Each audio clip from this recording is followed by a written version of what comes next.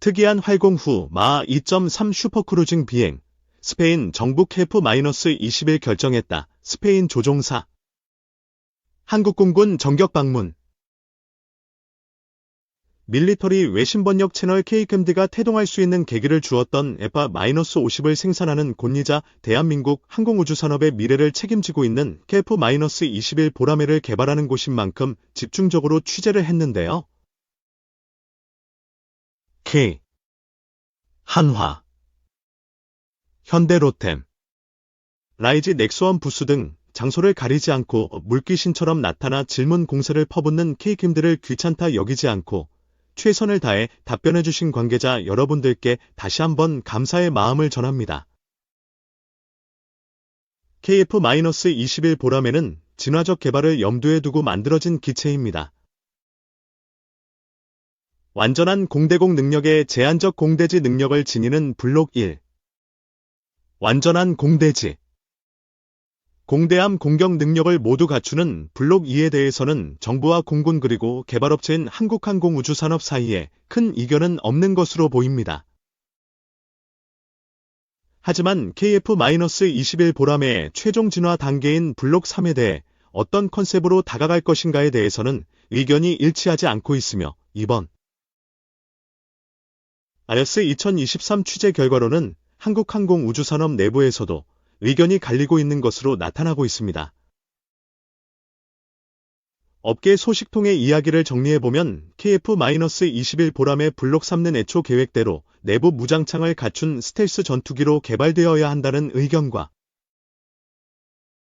F-15K 정도의 크기와 무장 탑재력을 지닌 대형 공중우세기로 개발되어야 한다는 의견이 팽팽하게 맞서고 있는 상황입니다.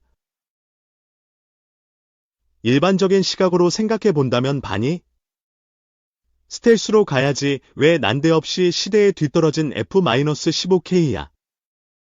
라는 의문이 나올 수 있는 부분입니다. 그래서 두 가지 안의 장단점을 각각 살펴보는 시간을 가져보도록 하겠습니다. 가장 큰 단점은 현재 설계상 내부 무장창의 크기가 충분하지 않다는 데 있습니다.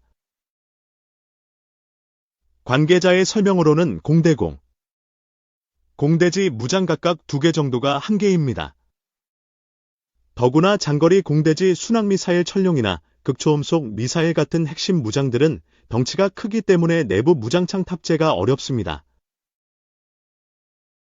에덱스 관람을 마치고 함께 저녁 식사를 하던 지인이 제 이야기를 듣더니 그렇다면 KF-21 보라매 블록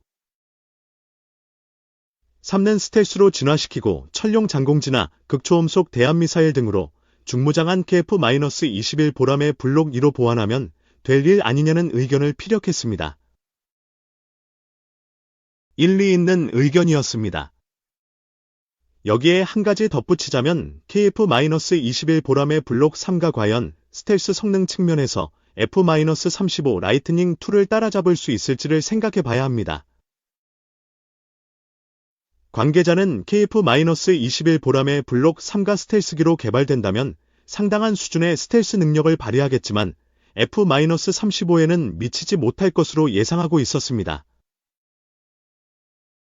더구나 대한민국 공군은 F-35A를 80대 가까이 도입할 계획이기 때문에 스텔스 전력은 이미 충분하다고 생각하고 있으며 오히려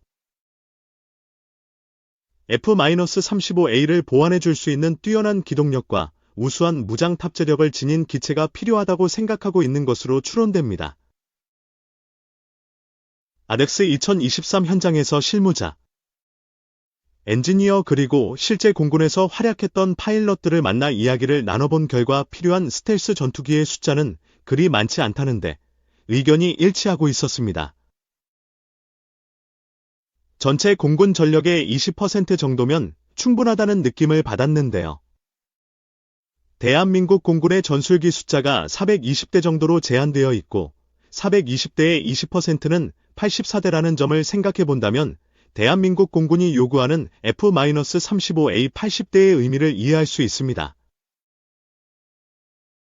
여기에 KF-21 보라매 블록 3을 많은 비용을 들여 스텔스로 개발하자고 하면 공군 입장에서는 굳이 라는 반응이 나올 수도 있다는 뜻입니다. 미국 국회 및 방산업계가 스텔스화된 KF-21 보람의 블록 3의 등장을 F-35에 대한 심각한 위협으로 받아들일 수 있다는 점도 부담스러운 부분이고요. KF-21 보람의 블록 3를 스텔스로 개발했을 때의 장점은 두말할 필요도 없이 마음대로 뜯어보고 개량할 수 있는 국산 스텔스 전투기를 가질 수 있다는 데 있으며, 천문학적인 수준의 운용 유지비와 업그레이드를 위해 바가지에 가까운 비용을 부담해야 하는 입장에서도 벗어날 수 있게 될 것입니다. 대한민국 공군 입장에서 가장 시급하게 대안을 고민해야 할 후속 기종은 F-15K입니다. 하이하이급 전술기 F-35A의 도입은 순조롭게 진행 중이고 KF-16의 자리는 KF-21 보라매에게 맡길 수 있는데 F-15K는 마땅한 대안이 없는 상황입니다. 객관적으로 현재 KF-21 보라매는 크기나 무장 탑재력 측면에서 F-15K와 비교할 수준은 아니기 때문입니다. 따라서 KF-21 보람의 블록 3을 F-15K급 크기를 지닌 대형 공중우세기로 개발하자는 의견도 꽤 많은 지지를 얻고 있는 것 같았습니다. 개인적 분석으로는 이쪽 의견이 KF-16의 후임을 F-50 단자형보다는 KF-21 보라매에게 맡기고 싶어하는 공군의 생각과 잘 융합됩니다. 만약 KF-21 보람의 블록 3가 대형 공중우세기로 개발된다면 지금보다 훨씬 더 긴 채공 시간과 강력한 무장 탑재력을 지닌 전투기로 거듭날 것으로 보입니다. 문제는 전투기의 덩치를 키우는 프로젝트가 엄청난 투자를 필요로 한다는 데 있습니다. 예를 들어 관계자는 복자형 F-50을 단자형으로 재설계하는데 필요한 비용을 산출해봤더니 4천억 이상이 필요하다는 사실을 알게 되었고 깜짝 놀랐다는 표현을 했는데요. 기체를 재설계하면 기껏 밸런스가 잡혀있던 나머지 부분에도 크고 작은 영향을 발생시키게 되고 그에 따른 수많은 테스트를 실시해야 한다는 어려움이 따르게 됩니다.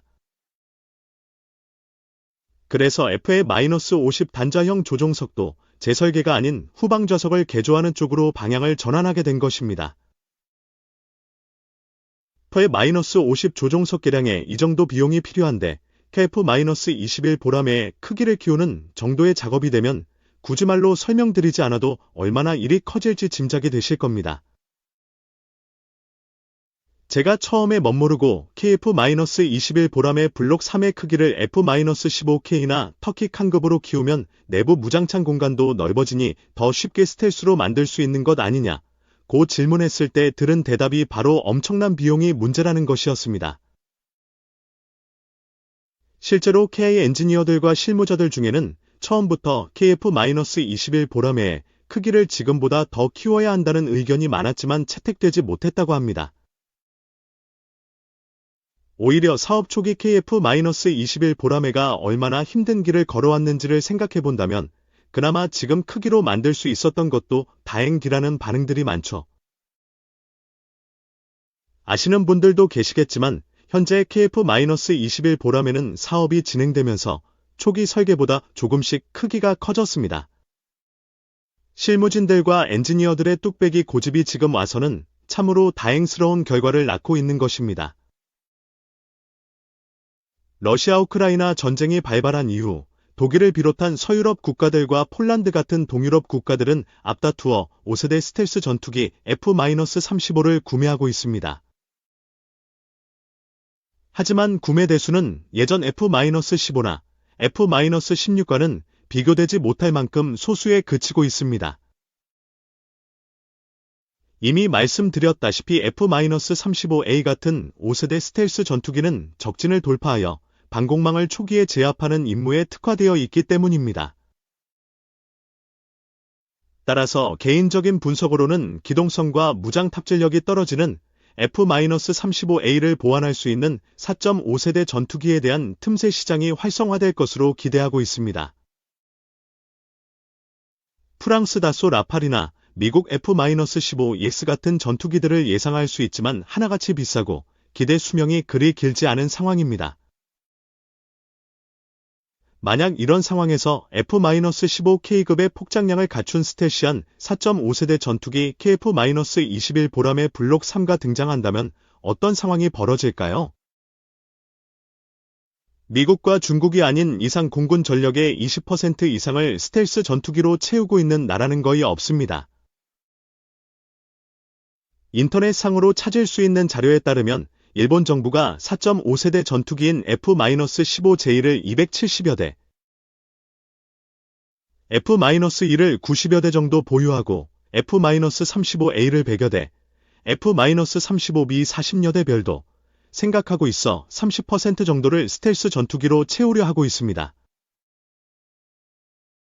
그러고 보니 국내 군사 전문가들 중에서 KF-21 보람의 대신 F-35 위주로 공군 전력을 구성해야 한다고 주장했던 사람도 있었습니다. 거기 더해서 중고 F-22까지 도입하자는 주장까지 펼치는 것을 신문 기사로 읽었습니다만 아무리 생각해봐도 합리성이 떨어지는 주장입니다. 항상 돈이 문제이기 때문입니다. 여기서 논의를 한 단계 더 진행시켜 보겠습니다. KF-21 보람에는 기본적으로 스텔스 전투기로 진화할 수 있는 설계를 지니고 있습니다. 그렇다면 일단 완전한 스텔스로 만든 다음 덩치를 키우는 편이 쉬울까요? 아니면 일단 덩치를 키운 다음 스텔스화 시키는 것이 쉬울까요? 사실 이 부분은 LX 현장에서 전문가에게 물어보지 못한 질문이지만 제가 추론한 바로는 일단 덩치를 키운 다음 스텔스화 시키는 쪽이 훨씬 난이도가 낮을 것 같습니다.